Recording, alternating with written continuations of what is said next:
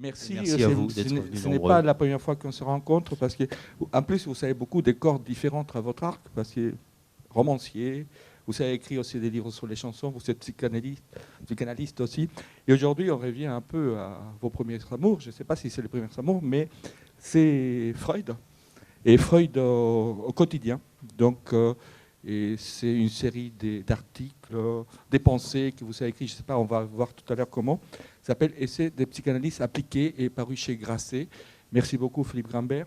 Et une petite question, comment est-ce que vous savez simplement élaborer ces livres? Parce que j'ai l'impression que c'est des pensées qui sont arrivées comme ça au fil du temps, mais je ne sais pas si c'est quelque chose que vous savez penser depuis très longtemps avant de les mettre noir sur blanc. Même pas vraiment. De toute façon, que ce soit romanesque ou du côté des essais, ce sont j'allais dire, des envies qui me viennent soudainement.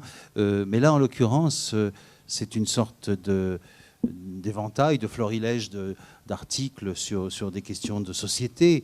En somme, c'est réfléchir avec Freud au quotidien et chausser les lunettes de Freud pour parler de sujets aussi variés que la politique, la chanson, le tabac, que dire encore, le rêve.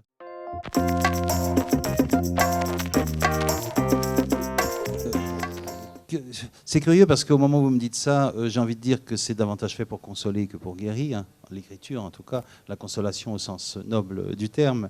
Mais la psychanalyse, je crois qu'il est très important peut-être d'essayer d'en débattre, et on ne va pas en débattre ici, ça serait un débat qui n'en finirait pas, mais sur peut-être cet équivoque qu'il y a à considérer la psychanalyse comme avant tout un outil thérapeutique qui vise à guérir les symptômes de ceux qui viennent s'allonger sur le divan.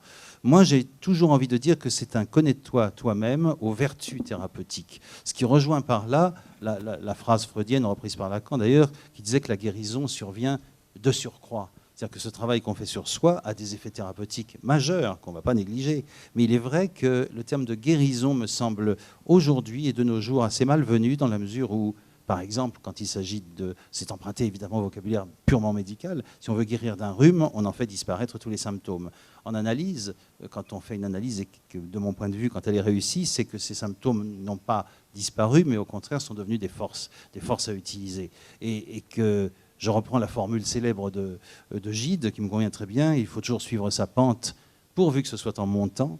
Je dirais que la psychanalyse vous aide à suivre la pente qui est la vôtre. Il ne s'agit pas d'en changer, mais de la suivre en montant plutôt que d'en souffrir. Et ces symptômes qui vous harcelaient, qui vous empêchaient de vivre, deviennent une force, ou une force créatrice, ou une force de vie, mais en tout cas quelque chose qui vous aide à vivre.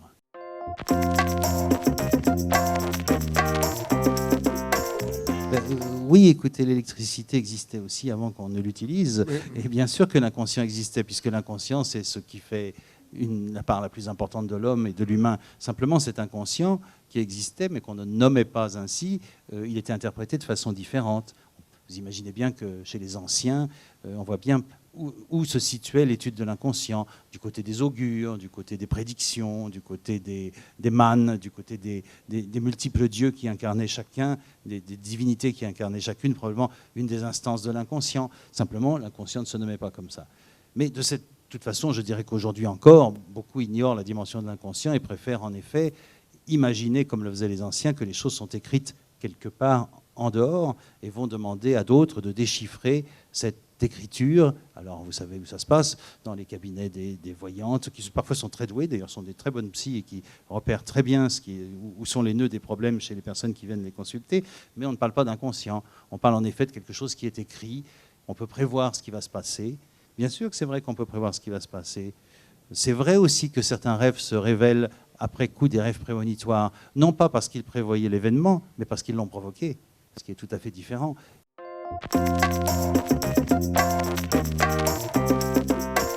Psychanalyse et le cinéma, on arrive évidemment vers Hitchcock, mais aussi vers un de ses films les plus énigmatiques que j'ai essayé d'analyser aussi dans ce livre, qui s'appelle Les Oiseaux, que vous connaissez tous très certainement, et qui m'intriguait dans la mesure où Hitchcock lui-même revendiquait quelque part que les attaques des oiseaux étaient inexplicables. Or, évidemment, ça a titillé le psychanalyste que je suis, qui est toujours à la recherche de sens, et qui s'est dit que ça, c'était un déni de la part d'Hitchcock, et que probablement il y avait quelque chose à découvrir dans ces attaques d'oiseaux, qui n'étaient certainement pas le fait du hasard.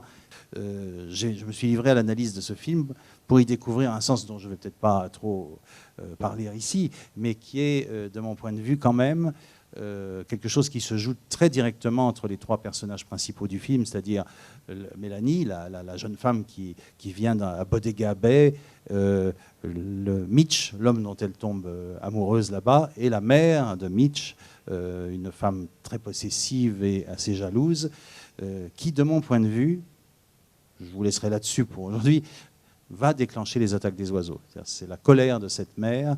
Et vous verrez que quand on relit le film à la lumière de ce que je dis, on s'aperçoit qu'il y a une sorte de logique, qu'à chaque fois que Mélanie vient menacer l'équilibre de ce couple-là, c'est-à-dire la mère et le fils, les attaques des oiseaux se produisent.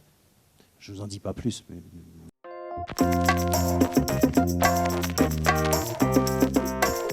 Quand nous aimons des chansons, ce n'est pas seulement parce que c'est une distraction agréable et que la mélodie est quelque chose d'agréable à entendre, c'est parce que nous retrouvons là ce qui a présidé à nos premiers contacts avec le monde. Et cette chanson, donc, loin d'être un agréable épiphénomène de la culture, comme ça, d'ailleurs qui ne figure jamais dans les encyclopédies musicales, qui ne s'intéressent qu'à la symphonie, à l'opéra, aux formes dites nobles de musique, qui toutes, d'une certaine façon, sont les héritières de la chanson, puisque forcément, l'humanité a commencé par chanter des chansons avant de composer des opéras. Et c'est donc véritablement cette chanson, loin d'être je veux dire, quelque chose de superficiel, quelque chose d'un art mineur, est au contraire quelque chose de fondateur, quasiment une fonction psychique qui nous introduit à l'ordre du langage et à l'ordre de l'autre.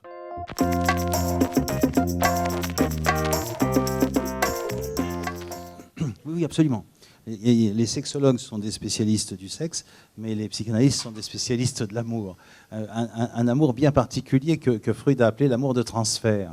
C'est ce terme un peu barbare qui veut dire simplement que quand vous allez voir un psychanalyste, vous supposez d'emblée, vous lui supposez un savoir sur vous.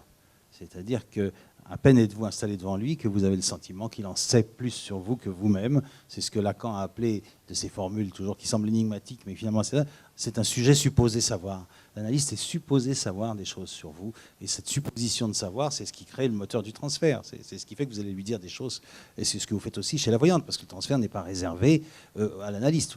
Il y a des transferts très forts sur le médecin, sur le rhumatologue, sur la voyante, parfois même sur le pharmacien, et peut-être même sur le charcutier, je ne sais pas. En tout cas, des choses qui fonctionnent, qui sont de l'ordre d'un amour qui a toutes les caractéristiques de l'amour. C'est ça qui est étonnant, à ceci près qu'il ne se réalise pas. Ou alors c'est accidentel et c'est absolument pas conforme à l'éthique de la psychanalyse.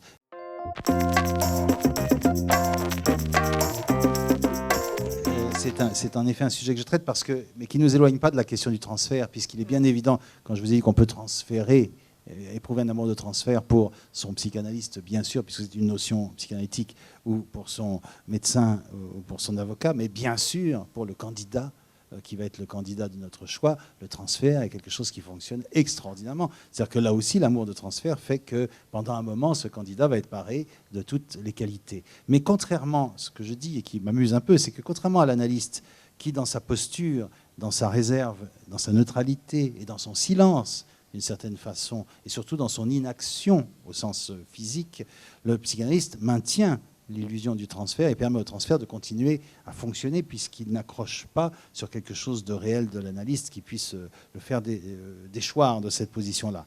En revanche, le politique, lui, sur lequel nous avons si fort transféré, par son attitude dès qu'il sera élu, par sa façon ou non de tenir ses promesses, ou non surtout, souvent, enfin bon, va évidemment être amené à nous faire à déchoir de cette position dans laquelle notre transfert l'avait installé. Ce piédestal, évidemment, il va en tomber très vite. C'est ce qui explique, de mon point de vue, les incroyables et spectaculaires chutes de l'indice de confiance des candidats dès qu'ils sont élus.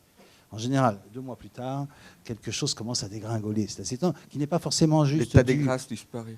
Ce qu'on a appelé l'état de grâce, qui, de mon point de vue, est l'installation d'un transfert, et la chute de l'état de grâce, c'est la liquidation du transfert.